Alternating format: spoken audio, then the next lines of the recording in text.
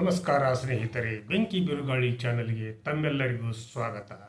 ನಾನು ಇವತ್ತು ಒಂದು ಅತಿ ಉತ್ತಮವಾದಂಥ ಸುದ್ದಿಯೊಂದಿಗೆ ತಮ್ಮ ಜೊತೆಗೆ ಹಾಜರಾಗ್ತಾ ಇದ್ದೇನೆ. ಯಾಕಂದರೆ ನಿನ್ನೆ ತಾನೇ ನಾನು ಕರ್ನಾಟಕ ರಾಜ್ಯ ಸಾರಿಗೆ ಸಂಸ್ಥೆಯ ನೌಕರರಿಗೆ ಹಿಂಬಾಕಿ ಮತ್ತು ಅವರಿಗೆ ಸಿಗಬೇಕಾಗಿರ್ತಕ್ಕಂಥ ಸಂಬಳ, ಅದರ ಜೊತೆಗೆ ಎಲ್ಲ ಸೌಕರ್ಯಗಳನ್ನು ನೀಡುವಂಥ ಒಂದು ವಿಷಯವಾಗಿ ಒಂದು ಎಪಿಸೋಡ್ ಮಾಡಿದ್ದೆ. ಅದನ್ನು ಅಭೂತಪೂರ್ವವಾಗಿ ನಮ್ಮ ನಾಡಿನ ಎಲ್ಲ KSRTC ನೌಕರರು ಮತ್ತು ಅಧಿಕಾರಿಗಳು ಕೂಡ ನೋಡ್ತಾ ಇದ್ದಾರೆ. ಹಾಗಿದ್ದಾಗ ಇವತ್ತು ನನಗೆ ಆಶ್ಚರ್ಯವಾಯಿತು. ಯಾಕಂದರೆ ನಿನ್ನೆ ನಾನು ಮಾಡಿರ್ತಕ್ಕಂಥ ಸಂಚಿಕೆ ಎಷ್ಟೊಂದು ಪರಿಣಾಮಕಾರಿಯಾಗಿ ಪ್ರಭಾವವನ್ನು ಬೀರಿದೆ ಅನ್ನೋದಕ್ಕೆ ಇವತ್ತಿನ ಸಂಚಿಕೆಯು ಕೂಡ ಸಾಕ್ಷಿ. ಹಾಗಾದಾಗ ಈ ಸಂಚಿಕೆಯ ಮುಖಾಂತರ ನಾನು ರಾಜ್ಯ ಸರ್ಕಾರಿ ನೌಕರರಿಗೆ ಒಂದು ಸಿಹಿ ಸುದ್ದಿಯನ್ನು ನೀಡಲಿಕ್ಕೆ ಈ ಸಂಚಿಕೆಯನ್ನು ಪ್ರಸ್ತುತ ನಾನು ಮಾಡ್ತಾ ಇದ್ದೇನೆ. ಹಾಗಿದ್ರೆ ಅದೇನು, ಈ ಸಂಚಿಕೆಯಲ್ಲಿ ಬರ್ತಾ ಇರೋದು ಯಾವ ವಿಷಯ, ಹಾಗೂ ಮುಂಬರುವ ದಿನಗಳಲ್ಲಿ ರಾಜ್ಯ ಸರ್ಕಾರಿ ನೌಕರರಿಗೆ ಮತ್ತು ನಿಗಮ ಮಂಡಳಿಗಳ ನೌಕರರಿಗೆ, ಗುತ್ತಿಗೆ ಆಧಾರದ ನೌಕರರಿಗೆ, ಪಿಂಚಣಿದಾರರಿಗೆ ಹಾಗೂ ನಿವೃತ್ತ ನೌಕರರಿಗೆ, ಕುಟುಂಬ ಪಿಂಚಣಿದಾರರಿಗೂ ಕೂಡ ರಾಜ್ಯ ಸರ್ಕಾರ ಒಳ್ಳೆಯ ಸಿಹಿ ಸುದ್ದಿಯನ್ನು ನೀಡಲಿಕ್ಕೆ ಸನ್ನದ್ಧವಾಗಿದೆ ಅನ್ನುವಂಥ ವಾಸನೆಯೂ ಕೂಡ ಬೆಂಕಿ ಬಿರುಗಾಳಿ ಚಾನಲ್ಗೆ ಬಡಿದಿದೆ ಅನ್ನುವಂಥ ಒಂದು ಶುಭ ಸಂದೇಶವನ್ನು ಕೂಡ ಈ ಸಂದರ್ಭದಲ್ಲಿ ನಾನು ನಾಡಿನ ಎಲ್ಲ ನನ್ನ ಸರ್ಕಾರಿ ನೌಕರರಿಗೆ ಈ ಒಂದು ವಿಷಯವನ್ನು ಪ್ರಸ್ತಾಪ ಮಾಡಲಿಕ್ಕೆ ನನಗೆ ಹೆಮ್ಮೆ ಅನ್ನಿಸ್ತೈತಿ. ಯಾಕಂದರೆ ನಿನ್ನೆ ತಾನೇ ನಾನು ಕರ್ನಾಟಕ ರಾಜ್ಯ ಸಾರಿಗೆ ನೌಕರರ ವಿಷಯವಾಗಿ ಮಾತಾಡಿದ ಸುದ್ದಿ ಇಷ್ಟೊಂದು ಪರಿಣಾಮಕಾರಿಯಾಗಿ ಅದು ತನ್ನ ಒಂದು ಪ್ರಚುರಪಡಿಸುವಿಕೆಯನ್ನು ಇಷ್ಟೊಂದು ಶೀಘ್ರವಾಗಿ ನೆರವೇರಲಿಕ್ಕೆ ಕಾರಣವಾಯಿತೇನೋ ಅನ್ನುವಂಥ ಒಂದು ಸಂತಸದ ಕ್ಷಣಗಳು ಕೂಡ ನನಗೆ ಉಂಟಾದವು.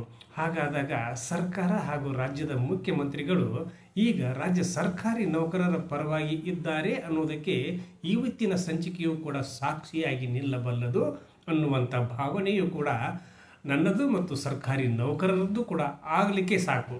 ಹಾಗಿದ್ದಾಗ ಎಷ್ಟೋ ಜನ ನನಗೆ ಸರ್ಕಾರಿ ನೌಕರರು, ನಿವೃತ್ತ ನೌಕರರು, ಪಿಂಚಣಿದಾರರು, ಕುಟುಂಬ ಪಿಂಚಣಿದಾರರು ಹಾಗೂ ಎಲ್ಲರೂ ಕೂಡ ಕರೆ ಮಾಡಿ ನಮ್ಮದು ಇದೇನಾಯಿತು ಹಾಗೆ ಹೀಗೆ ಪಾಪ ಅವರ ಒಂದು ಕಷ್ಟ ಸುಖಗಳನ್ನು ನನ್ನ ಜೊತೆಗೆ ಹಂಚಿಕೊಂಡಾಗ ಮುಂಬರುವ ದಿನಗಳಲ್ಲಿ ಎಲ್ಲರಿಗೂ ಕೂಡ ರಾಜ್ಯ ಸರ್ಕಾರ ಹಾಗೂ ಕರ್ನಾಟಕ ರಾಜ್ಯದ ಮುಖ್ಯಮಂತ್ರಿಗಳಾಗಿರ್ತಕ್ಕಂಥ DK ಶಿವಕುಮಾರ್ ಅವರು ಎಲ್ಲ ರೀತಿಯ ಎಲ್ಲ ವರ್ಗದ ನೌಕರರಿಗೂ ಕೂಡ ನಿಮ್ಮೆಲ್ಲ ಬೇಡಿಕೆಗಳನ್ನು ಈಡೇರಿಸಲಿಕ್ಕೆ ಕಂಕಣಬದ್ಧರಾಗಿ ತಮ್ಮ ಒಂದು ಕಾರ್ಯಚಟುವಟಿಕೆಗಳನ್ನು ನಡೆಸ್ತಾ ಇದ್ದಾರೆ. ಅದರಲ್ಲಿ ಅವರು ಪೂರ್ಣ ಬ್ಯುಸಿಯಾಗಿದ್ದಾರೆ ಅನ್ನುವಂಥ ಒಂದು ಸುದ್ದಿಯನ್ನು ಕೂಡ ನಾನು ಈ ಸಂದರ್ಭದಲ್ಲಿ ಹೇಳಲಿಕ್ಕೆ ಬಯಸಿದ್ದೇನೆ. ಹಾಗಿದ್ದಾಗ ಇವತ್ತಿನ ಸಂಚಿಕೆಯು ಕೂಡ ಅಪೂರ್ವವಾದಂಥದ್ದು, ಜೊತೆಗೆ ಎಲ್ಲ ಸರ್ಕಾರಿ ನೌಕರರಿಗೂ ಕೂಡ ಮುಂಬರುವ ದಿನಗಳು ಶುಭದಾಯಕವಾಗಿರ್ತವೆ, ಸಂತಸದಾಯಕವಾಗಿರ್ತವೆ. ಹಾಗೂ ನೀವು ಕೆಲಸ ಮಾಡಿ ಸೇವೆ ಮಾಡಿರ್ತಕ್ಕಂಥ ಸೇವೆಗೆ ಸರ್ಕಾರ ಸೂಕ್ತ ಪ್ರಾತಿನಿಧ್ಯ ನೀಡಿ ನಿಮಗೆ ಸಿಗಬೇಕಾದಂಥ ಎಲ್ಲ ಮೂಲ ಸೌಕರ್ಯಗಳನ್ನು ಒದಗಿಸಿಕೊಡಲಿಕ್ಕೆ ಬಯಸಿದೆ ಅನ್ನುವಂಥದ್ದನ್ನು ಕೂಡ ಈ ಸಂದರ್ಭದಲ್ಲಿ ನಾನು ಪ್ರಸ್ತಾಪ ಪಡಿಸ್ತಾ ಇದ್ದೇನೆ. ಹಾಗಿದ್ದಾಗ ಇವತ್ತಿನ ಸಂಚಿಕೆ ಇದು ಅತಿ ಅಮೋಘವಾದಂಥ ಸಂಚಿಕೆ. ಹಾಗಿದ್ದಾಗ ನಮ್ಮ ಕರ್ನಾಟಕ ರಾಜ್ಯ ಸಾರಿಗೆ ಸಂಸ್ಥೆಯ ನೌಕರರು ಮತ್ತು ಅಧಿಕಾರಿಗಳಿಗೆ ಅವರ ಒಂದು ಬಹುದಿನಗಳ ಬೇಡಿಕೆಯಾಗಿರ್ತಕ್ಕಂಥ ಹಿಂಬಾಕಿಯನ್ನು ನಮಗೆ ಶೀಘ್ರವಾಗಿ ನೀಡಬೇಕು ಅನ್ನುವಂಥ ಒಂದು ಒತ್ತಾಯವನ್ನು ಕೂಡ ಅವರು ರಾಜ್ಯ ಸರ್ಕಾರಕ್ಕೆ ಒತ್ತಾಯಿಸ್ತಾನೆ ಬರ್ತಾಯಿದ್ರು. ಹಾಗಿದ್ದಾಗ್ಯೂ ಕೂಡ ಇಲ್ಲಿವರೆಗೂ ಯಾಕೋ ಏನೋ ಪಾಪ ಅವರಿಗೆ ಸರ್ಕಾರ ಕಣ್ಣು ನೋಡಲೇ ಇಲ್ಲ ಎನ್ನುವಂಥ ಒಂದು ಭಾವನೆಯೂ ಕೂಡ ಅವರಿಗೆ ಉಂಟಾಯಿತು. ಹಾಗಿದ್ದಾಗ ಈಗ ನಮ್ಮ ಮುಖ್ಯಮಂತ್ರಿಗಳೇ ಆದೇಶ ಮಾಡಿದ್ದಾರೆ, ಅವರಿಗೆ 2021ರಿಂದ 23ರವರೆಗೆ ಬರಬೇಕಾಗಿರ್ತಕ್ಕಂಥ ಹಿಂಬಾಕಿ ಅರಿಯರ್ಸ್ಗಳನ್ನು ಕೂಡ ಈ ಕೂಡಲೇ ಬಿಡುಗಡೆ ಮಾಡಬೇಕಂತೇಳಿ ಅವರು ಆದೇಶವನ್ನು ಕೂಡ ಮಾಡಿದ್ದಾರೆ. ಹಾಗಿದ್ದಾಗ ಅವರು ಮಾಡಿರ್ತಕ್ಕಂಥ ಆದೇಶದಂತೆ 2021ರಿಂದ 2023ರವರೆಗಿನ 1271.92 ಕೋಟಿ ರೂಪಾಯಿಗಳನ್ನು ಈಗಾಗಲೇ ರಾಜ್ಯ ಸರ್ಕಾರ ಬಿಡುಗಡೆಯನ್ನು ಮಾಡಲಿಕ್ಕೆ ಆದೇಶವನ್ನೇ ಮಾಡಿದೆ. ಅದನ್ನು ಕೂಡ ಅರ್ಥ ಮಾಡಿಕೊಳ್ಬೇಕು.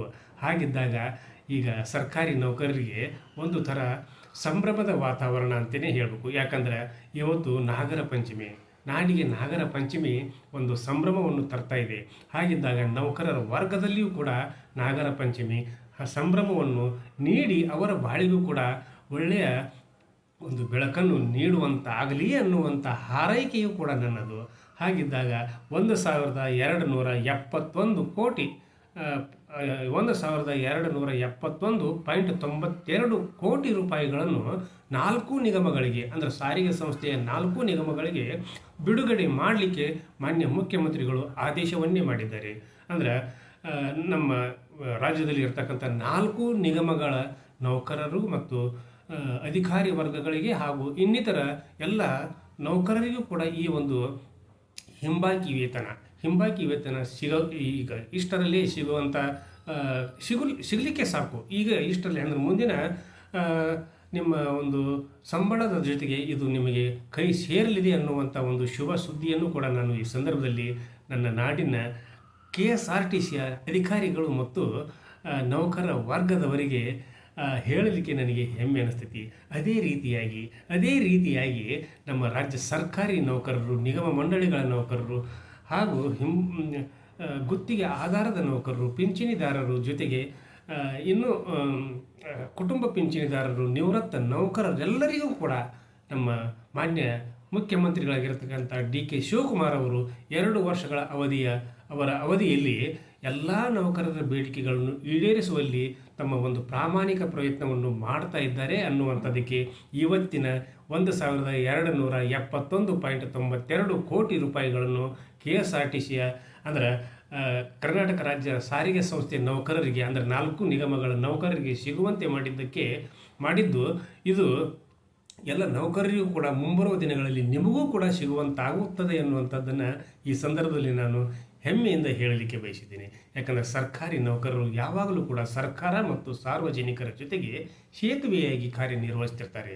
ಅವರ ಕಾರ್ಯ ನಿರ್ವಹಿಸ್ತಿರ್ತಕ್ಕಂಥದ್ದು ಮತ್ತು ಅವರು ಸೇವೆ ಸಲ್ಲಿಸ್ತಿರ್ತಕ್ಕಂಥ ಅವರ ಸೇವೆಗೆ ನಿಜಕ್ಕೂ ಕೂಡ ಈಗ ಅವರಿಗೆ ತುಂಬ ಒಂದು ಕಡಿಮೆ ವೇತನ ಸಿಗ್ತಾ ಇದೆ ಅನ್ನುವಂಥ ಭಾವನೆಯೂ ಕೂಡ ನನ್ನದು. ಹಾಗಿದ್ದಾಗ ಕೇಂದ್ರ ಸರ್ಕಾರದ ವೇತನ ಹಾಗೂ ಎಲ್ಲ ಸವಲತ್ತುಗಳನ್ನು ಕೂಡ ರಾಜ್ಯ ಸರ್ಕಾರಿ ನೌಕರರಿಗೂ ಕೂಡ ಅವರಂತೆ ಸಿಗುವಂತೆ ನಮ್ಮ ಮಾನ್ಯ ಮುಖ್ಯಮಂತ್ರಿಗಳಾಗಿರ್ತಕ್ಕಂಥ DK ಶಿವಕುಮಾರ್ ಅವರು ನಮ್ಮ ಘನ ಸರ್ಕಾರ ಮಾಡಿಕೊಡಲಿ.